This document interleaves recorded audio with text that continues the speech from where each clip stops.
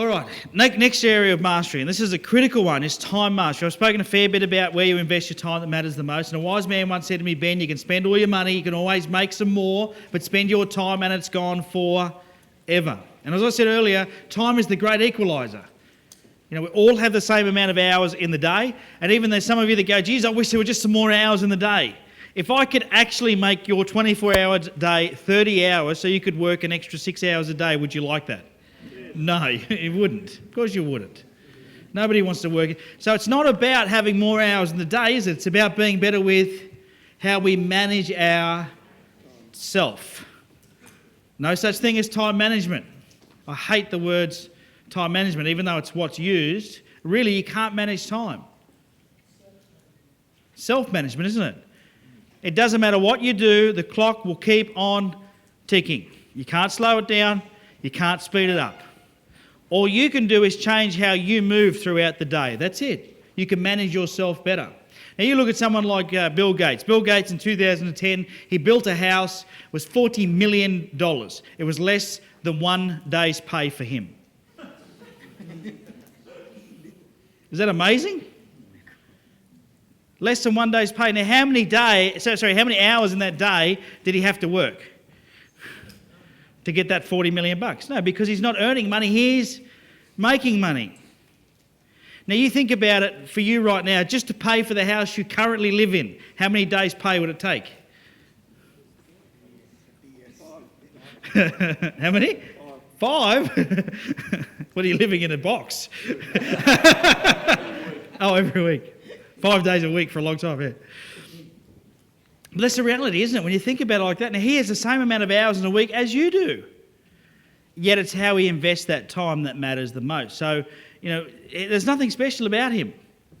Nothing special about him. He's just worked out how to leverage his time. And so we're going to have a little bit about how to manage time so you stop putting out fires. Because what I find is most business people are putting out fires rather than working out how to manage their self. They're being reactive instead of proactive. And if you're reactive, it's like, you know, I don't know, is anyone here that's involved in medicine? When you get given medicine and you react, is that a good thing or a bad thing? It's bad, isn't it? But if you respond, is that a good thing or a bad thing? So, yeah, it's a good thing, right? So I like to use the same rule in my life. If I react to something, if I respond, that's good. So the same thing in my day. So if something happens and I react to a circumstance, that's a bad thing.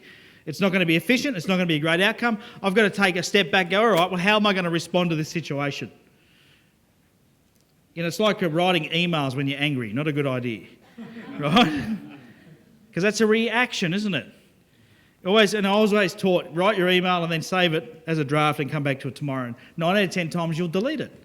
Because at that time, that's what you just needed to get off your chest, but it's not the best thing to send to whoever it was that annoyed you at that particular point in time. And so rather than putting out fires, we want to be most productive. So it's where you invest your time that matters the most.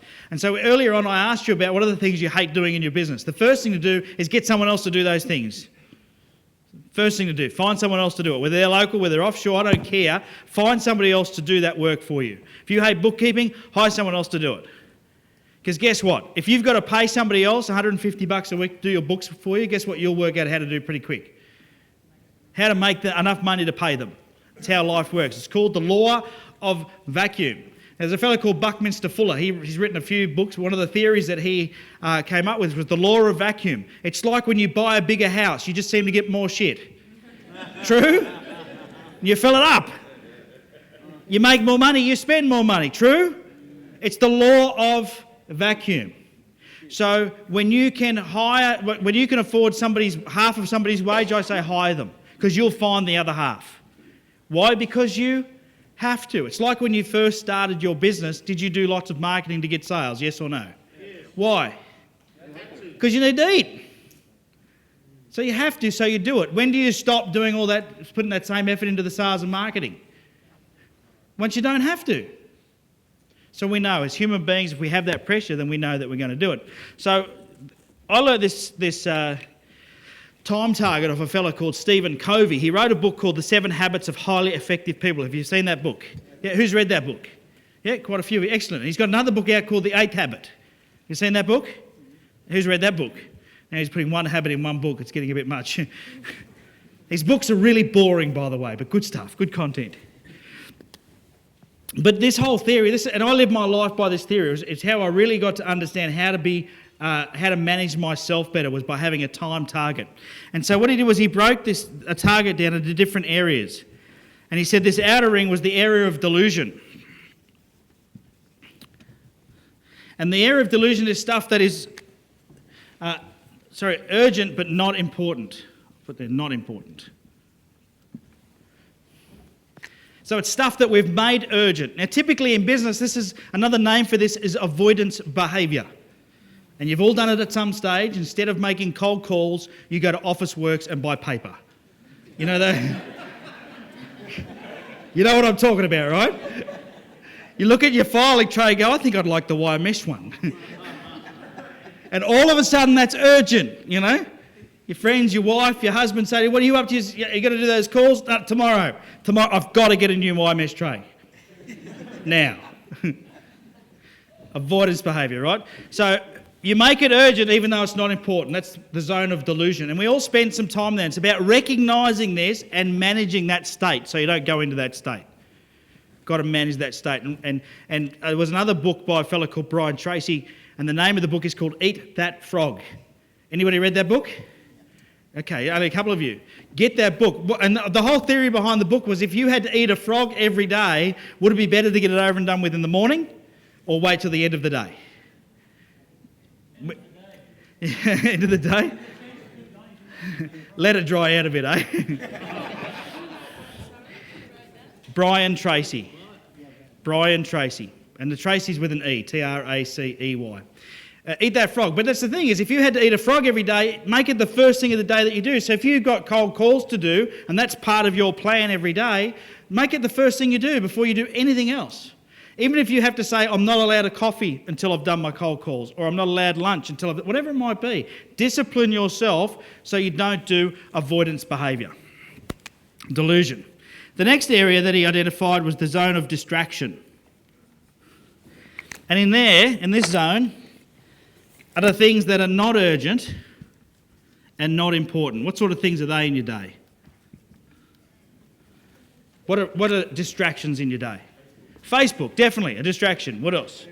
Emails. I love emails. Before emails, how often did you run out to your letterbox and check?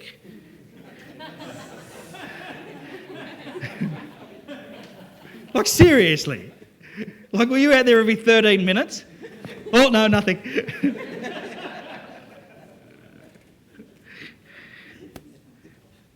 Turn the notifications off. Check them twice a day. 11 and 3 or something like that. No, you know what? You're not going to lose a customer because you waited an hour to read an email. It's your own self-inflicted urgency. That's what that is. It's your own addiction. That's all it is. I have my phone on silent all the time. And it annoys everybody that knows me because they know when they ring my phone, unless it's sitting right in front of me. Now I have the flashing light as well, so it does flash if I'm looking at it. I'll see if it gets my attention. But 9 out of 10 times I don't see it. And it'll go to voicemail. And my voicemail has 3 options.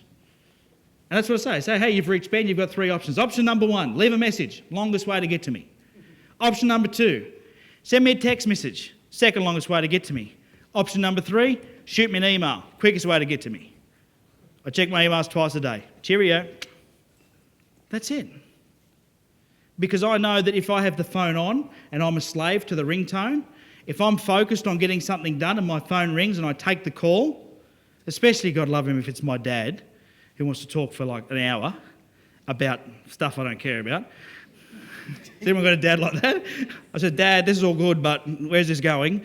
In fact, I've got a barbecue in the back of my car. This is how funny. When people get old, I guess when I'm getting old, I'm going to be like it. They're moving house. My dad's never cooked a barbecue in his life, right? He's got a barbecue, and the barbecue he's not taking. He wanted a new barbecue. He doesn't move for like 3 weeks, and he was just so worried about the barbecue. I said, Dad, have you got other things to worry about? He said, I just want to get this barbecue sorted. Can you go? I bought it from this shop in Carswell. Could you go and pick it up for me and bring it up? Because they're up the Central Coast. His whole life was around getting this barbecue. So I've got a barbecue in the back of my car. that I've got to drive to the Central Coast tomorrow, go see my old man.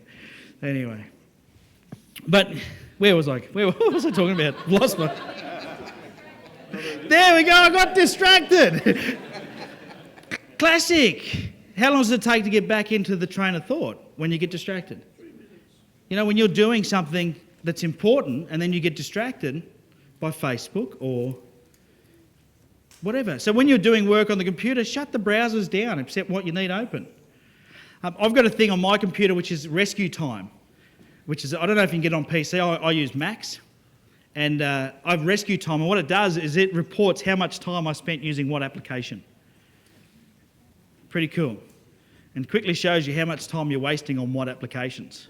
And you sort of tell it what's work and what's not, and it will graph for you how much time you spend productive. And all of these things are great tools to help you become more productive. Distractions. Things like people ringing you up in the middle of the day to organise the weekend. Tell your friends not to call you during the day. All my friends, even my wife knows, don't call me unless someone's dying. Send me a message, send me an email, send me a text. Because I'll get home earlier if you don't distract me. True? And you can talk to me then, because she likes, got a lot more words than I have. She likes to use them up. When I get home, I listen for a while. Usually it's about handbags. All right. Always, when I get home and my wife goes, I've been thinking. I'm like, oh, how much is this going to cost me? All right, so the next area is demand. Now, these are the things that are urgent and important. Phone rings, you've got to what? You've got to answer it, haven't you? Customer has a problem, you've got to solve it. Team member has a question, you've got to... Photocopier stops working, got to... Internet breaks down, you've got to... All of these things are demand, things that take you away from working on the business because they're all working in. Right? And a lot of you are stuck in this demand ring. In fact, for most of you, these three areas, you will relate to what happens in your day every day. That's where you spend your time. Entrepreneurs work in the middle here. It's what I call the zone. And the zone is where we work on things that are not urgent but important. Think about that. Not urgent but important. Things like a marketing plan. Are they important? Is a marketing plan important? Yeah. But is it urgent? Imagine this though. Imagine a customer rang you tomorrow and said, I want to place a huge, and it'll be the hugest order you've ever had of anything, right? I want to place this huge order, but I can't give it to you until you show me your marketing plan. How quickly would you put your marketing plan together? Things like putting systems together to train your team. Not urgent, but are they important? Yeah. So we have a 30-day online education program. A new team member starts, they log in every day, they follow a default diary. Here's what you do each minute of the day. At the end of the day, they do a little revision. They get sent to their manager. The manager can see, is this person actually taking on the knowledge or not? Systemised. You want to systemise stuff so you don't have to do it yourself. And that's working on the business. Creating that is working on the business. You do it once and you can use it for how many times? Every time. It's like this CD here. I recorded this, I don't know, some 4 or 5 years ago. Everything you need to know to turn your sales appointments into clients. It's actually my sales process that I train my sales team. But so many clients wanted it, we turned it into a product. Have you got a copy of that? No. You don't? Oh, well, someone asked me really nicely, maybe they can have it. Yes, please. We'll see. I'll do something after. So we've got to work in the zone. We've got to work on our business, not in it. And this is how you do it. So you've got to work out what are all the things that are taking your time up. Now, have we got some... What handouts have we got? Control your time. Here we go. So they're going to come out with a handout. Now, this is what's called a time finding sheet. And what you've got to do is for 2 weeks, every 15 or 30 minutes or every hour, depending on what you do, write down what it was you were doing. Write down exactly what you're doing. Become accountable to track what it is you're investing your time in right now. Then in 2 weeks' time, I want you to go through that list, and I want to work out, you've got to work out then what are the things that you like doing and you don't. Then there's a default diary is one of the pages. It's basically 5 columns with times on it. You're going to put things in here that must be done that are non-negotiable. Like, for example, working on my cash flow forecast should be in your default diary as a weekly task, or at least reviewing it if your bookkeeper is going to do it for you. Once you've written down all the tasks that you do, you work out what it is you're going to keep and what you're going to get rid of by using this chart here. It's called the skill fund chart.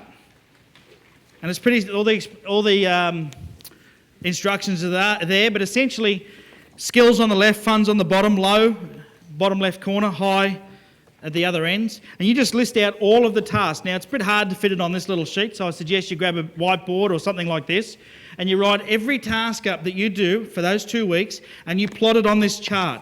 Is it low fun or high fun? Is it low skill or high skill?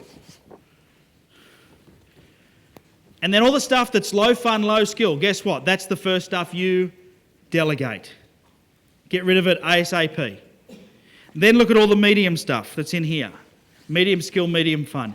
You keep the stuff that's either high skill or high fun, and then you find somebody who can do the high skill stuff for you, and you hire them, delegate them, and all you do is what's left is the high fun. Good plan? Now, it might take you 6 months to do that, but unless you have a way of achieving it, you'll never do it. Stop doing the stuff you hate doing. It's stupid. That's not why you went into business. Pay other people to do it so you can get on. Because you know what? When you do all the stuff you love to do, your business will grow. I guarantee it. Because if you hate sales, how good are you at it? Hello? So you can hire someone that loves it, and will your business grow? Yes or no? You hire someone you can hold accountable to it. Will it grow? If you love sales and all you do is sales because you love it, will your business grow? Of course it will. So just do what you love. Doesn't matter what it is, and hire somebody else that loves doing the stuff you hate. Very simple.